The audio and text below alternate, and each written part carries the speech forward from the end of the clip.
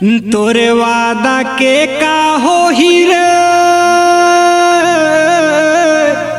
पतरेली रंगरेली फूलझड़ी।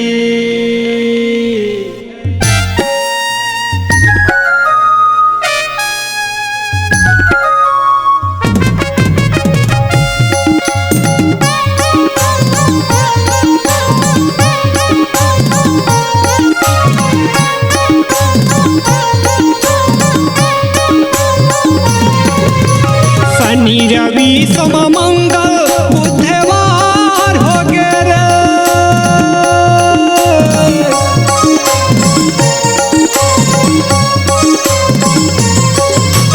शनि रवि सोम मंगल बुधवार हो गए रे।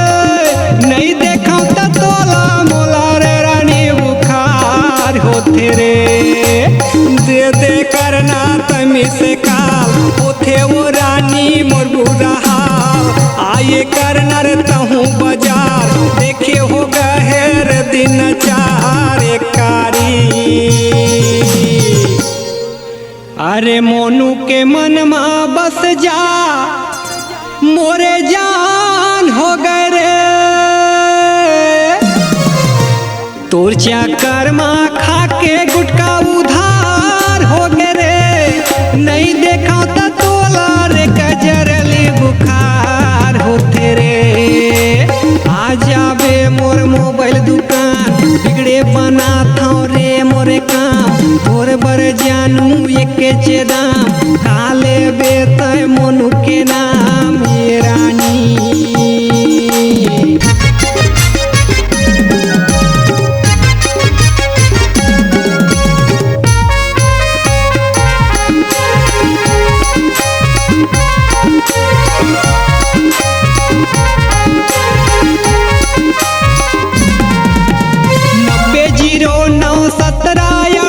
लिख लेना वो 07 छोड़ा नहीं रे ओ दिले वाला 7 जन्म ले तोरे साथ।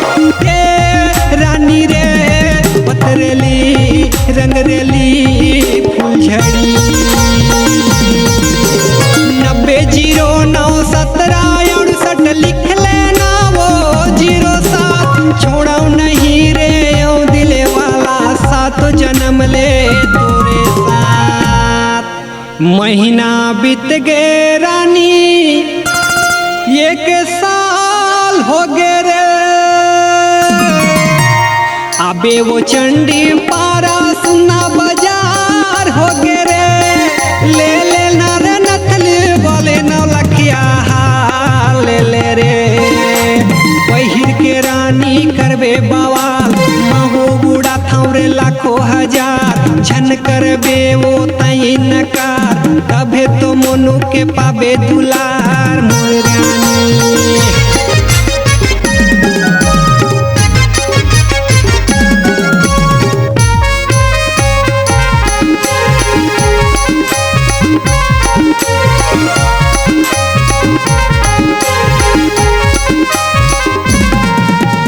चंडी पारा के बाजार चौक में मोबाइल के हावे मोरो दुकान। HD वीडियो शूटिंग करा ले मोनू साहू है रे मोरे नाम। रानी रे पतरेली कजरेली फूलझड़ी। चंडी पारा के बाजार चौक में मोबाइल के हावे मोरो दुकान। HD वीडियो शूटिंग करा ले मोनू साहू है रे मोरो नाम।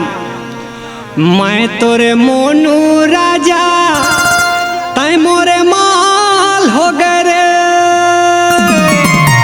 कथे रे गौरी शंकर मोनू के तमाल हो गए रे।